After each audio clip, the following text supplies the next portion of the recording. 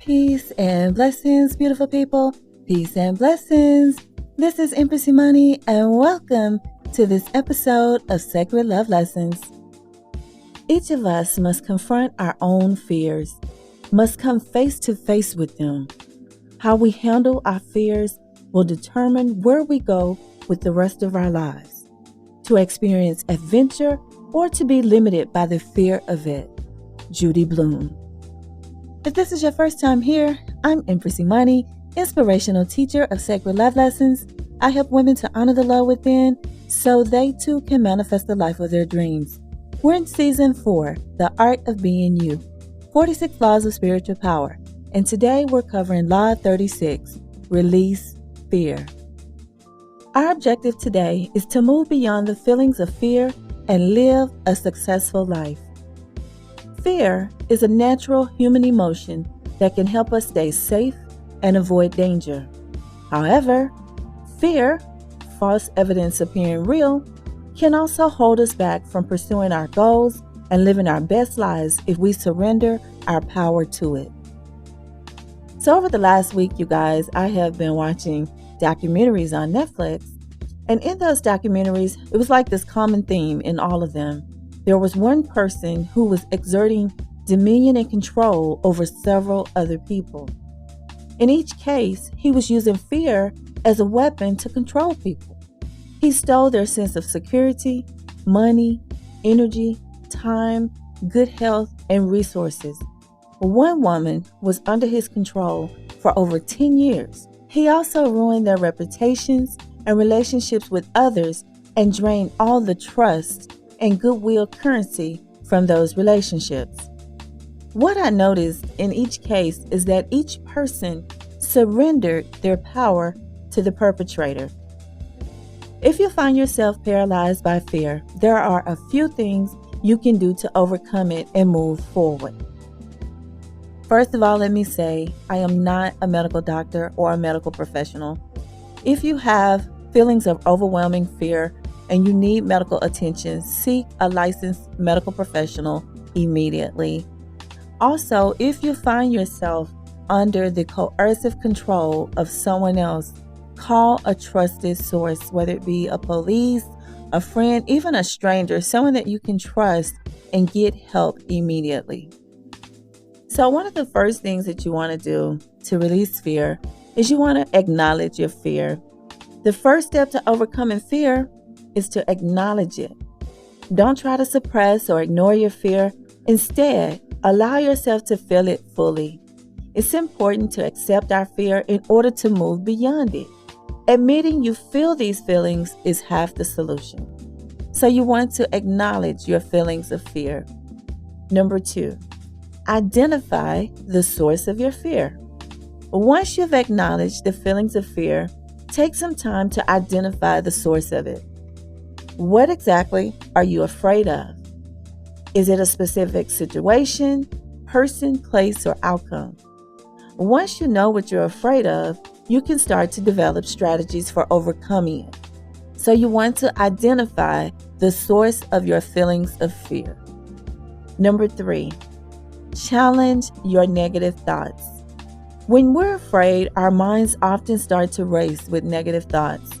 We may imagine all the worst case scenarios or tell ourselves that we're not capable of handling the situation. These negative thoughts can make your fear even worse. To challenge these thoughts, ask yourself if they're really true. Is there any evidence to support them? For me personally, I always cast down negative thoughts and feelings with my words.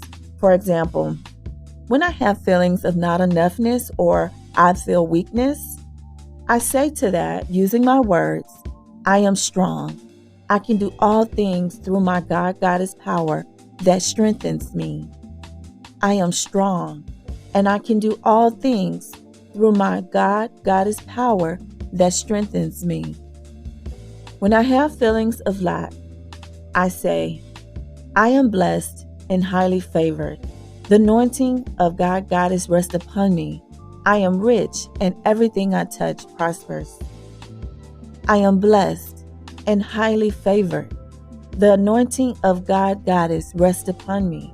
I am rich, and everything I touch prospers. When I have lack of clarity and I need direction, I say, I am divine guidance, and I am divinely guided in everything I do.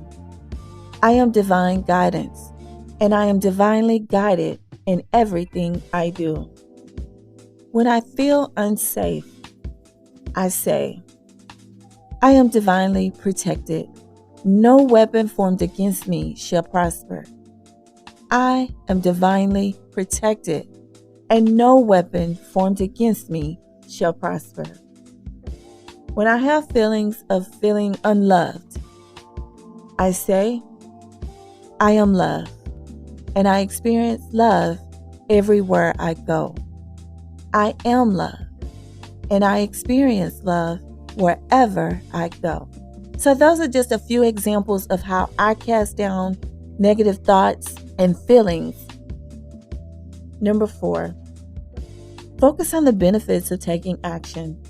When we're afraid, it's easy to focus on all the potential risks of taking action. However, it's important to also consider the benefits of overcoming your fear. What could you achieve if you were not afraid? Thinking about the potential rewards can give you the motivation to take action even when you're scared. Now, this one reminds me of the story of the hungry lepers. It's in 2 Kings chapter 7 in the Bible, and I'm just going to sum it up and then I'll read a little bit to you.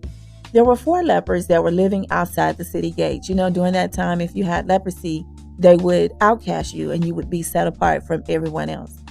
So there were 4 lepers and they were living outside the city gates. There was a famine in the city. The 4 lepers began to discuss their options. They thought they could remain where they were and die. They could go into the city, which was also under a famine, and they could die there, but at least they'll be around, family and friends. Or they could go to the enemy's camp and surrender where death was uncertain. So they had like a 50-50 chance. Maybe they would die, maybe they would live. Who knows? None of the options looked good. The lepers decided to go to the enemy's camp. Let's see what happened next. So I'm going to pick up in 2 Kings chapter 7, verse 5. And they rose up in the twilight to go into the camp of the Syrians. And when they were come to the uttermost part of the camp of Syria, behold, there was no man there. Verse 6. For the Lord had made the host of the Syrians to hear a noise of chariots and a noise of horses, even the noise of a great host. And they said one to another, Lo, the king of Israel hath hired against us the kings of the Hittites and the kings of the Egyptians to come upon us. Wherefore they rose and they fled in the twilight and left their tents and their horses and their asses, even the camp as it was, and fled for their life. And when these lepers came to the uttermost part of the camp, they went into one tent and did eat and drink and carried thence silver and gold and raiment and went and hid it. And came again and entered into another tent and carried thence also and went and hid it. So summarizing here, the 4 lepers, they went to the enemy's camp. The enemy thought there was like some big giant force coming against them, right? Their enemies, and they fled for their lives. The lepers found all of the gold, the silver, all the food, the clothes, everything that was left behind by their enemies. And so, after a while, they started feeling a little guilty. So they discussed it among themselves, and then they decided to go back and tell everyone that was back in the city who was experiencing a famine. They told them what had happened, and then the people from the city came out and also enjoyed the blessings. So what did we learn from this story? Well, the first thing that we learn is that you must raise your thoughts. Your reality is shaped by your thoughts. What are you thinking about your situation? I imagine the lepers were thinking first of all, they were hungry. So they were really hungry. They were thinking, man, we can't stay here. We got to do something. They thought, well, we can go where our people are, but they're hungry too. And things had to be really, really bad for them to say, death is the outcome in the first 2 options. Let's at least go see what our enemies are talking about. Maybe they'll have mercy and they won't kill us, and then we could get something to eat. Another thing that we learned from this story is that you have to move on from dead things. When I say dead things, I'm talking about dead relationships, dead-end jobs, old beliefs, old ways of doing things, old places. Have you heard people say, that's the way we've always done it? Well, that's part of the problem. If you're doing things the way you've always done them and you've hit a dead end, you may want to do something differently. And in this case, the tradition was for the lepers to be outcast. And they were doing that. They were resting in a traditional position outside the city gate. But then they thought, hey, we got to do something different. We got to move on from this situation, because if we stay here, we're going to die here. And then they thought, okay, we could go into the city and we can die. At least we'll be around our family and friends and we'll be in a familiar place. But that place was dead too. And they thought, nah, we got to do something different than that, because that's a dead place too. And that's what forced them out to look beyond that and look at the enemy and say, let's try something different. Okay, we might make it. And in the end, they did. So you want to move on from dead things. Another thing we learned from the story is you must take inspired action. A lot of people get caught up in thinking about taking action. Some people get caught up in talking about taking action. But you must move into the taking inspired action stage. You don't need to know the whole plan. I know sometimes people get caught up in that, trying to figure out the whole thing.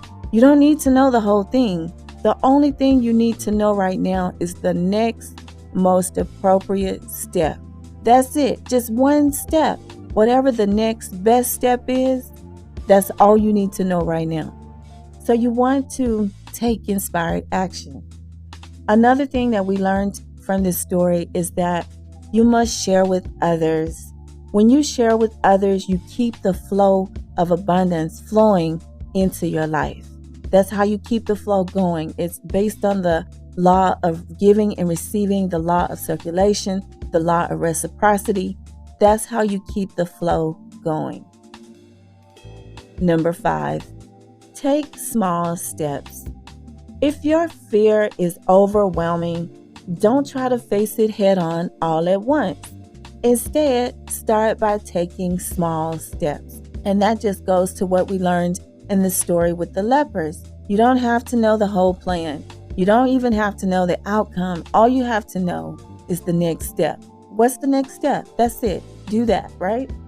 Number 6, find a support system. Now for me, on this one, I rely heavily on my spiritual team.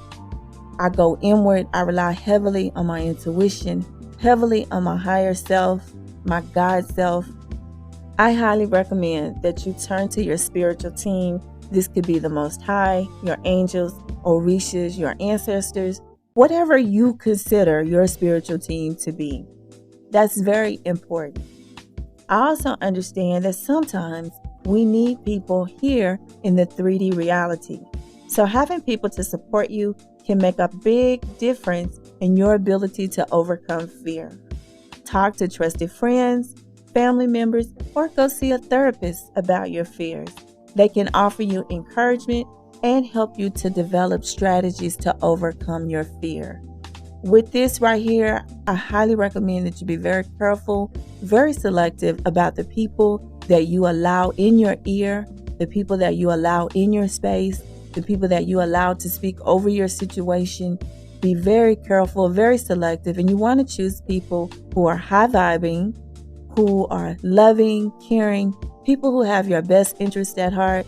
Those are the kind of people you want to choose. Some additional tips for feeling fear and doing it anyway include visualize success. Take some time to visualize yourself successfully completing the task or the situation that you're afraid of. This can help to boost your confidence and make the task seem less daunting. You can also remember your past success. Now, this right here really helps me. I refer back to whatever accomplishments that I already have under my belt. When I'm facing something difficult, I remind myself that I have it in me. I am strong and I can do all things through my God Goddess power that strengthens me. Think about times when you've overcome fear in the past. This can remind you that you are capable of handling whatever challenges you come up against. That's very important. It's a way for you to encourage yourself. I highly recommend that you do this process here. And then don't be afraid to learn lessons. Some people consider learning lessons as failure. I do not. I consider them as learning lessons. Everyone learns lessons at some point in their lives. Learning lessons is not the end of the world. It's simply an opportunity to grow. So be open to learning. Celebrate your progress. As you start to face your fears, take the time to celebrate your progress. No matter how big or small you think it is, this will help you to stay motivated and keep you moving forward. And then also remember, you don't have to be fearless to be successful. Now, this one reminds me of the time when I think I was like 18. I've been out on my own since I was 18. And I was on my way to college. I was a single mom. And I was getting ready to go off to college in another state. And I was going to visit the school by myself. I just assumed I was from a big city. I was going to a smaller college town. I just assumed the bus station would be open. So I catch the bus, the Greyhound bus from Dallas. That's where I'm from, Dallas, Texas. And I ride up to Norman, Oklahoma. It was about 8 o'clock when I got to Norman. And at that time, this was like in 1991. At that time, the bus station was closed. I had no idea. I just assumed it would be open. My original plan was when I got to the bus station, I was going to call a taxi and ride to the hotel from there. Well, that didn't happen. So when I got there, they let me off. It was dark in the middle of the night. I was by myself and I got off the bus and I was so scared. I did not cry, at least not on the outside, but on the inside, I immediately began to pray. And I remember thinking, okay, God, it's me and you, and I need your help right now. That's all I could think. I need your help right now. So I looked over and I saw a payphone. I didn't have a cell phone or anything like that. Keep in mind, this was 1991. So I see this payphone. I go over to the payphone. And when I go over to the payphone, it's just covered in yellow cab taxi stickers. And I just began to laugh. And of course, I used the payphone. I called a taxi. I waited right there by the phone booth because it had like a little light on it. And I felt safer by the phone booth. So I just waited until the taxi picked me up. And then I rode from there to the hotel. But I was very, very afraid. And the whole time during the wait, I just was saying, thank you, God, for being here with me. Thank you for being here with me. Thank you, Archangel Michael, for protecting me. Because I was really afraid. There was no way for me to turn around. The bus left me there. I was out there by myself. So there was only one direction, and that was forward. So keep in mind that you don't have to be fearless to be successful. You can feel the fear and do it anyway. And shout out to all my Sooners out there. I love you guys. So the moral to the story is to just take things one step at a time and don't let your fear stop you from pursuing your goals. I'll leave you with this final thought. It's important to remember that fear is a normal human emotion. Everyone experiences fear from time to time, some more than others. The important thing is to not let your fear control you. By following the tips in this episode, you can learn to overcome your fear and live a more fulfilling life. The power is yours. That's what I have for you today. Law 36 of 46 Laws of Spiritual Power, release fear. If you are releasing fear and you want to share, please leave us a comment. We would love to hear from you. If you're listening on YouTube or wherever you're tuning into the world, don't forget to click that like, comment, and subscribe. And until we speak again, be the light.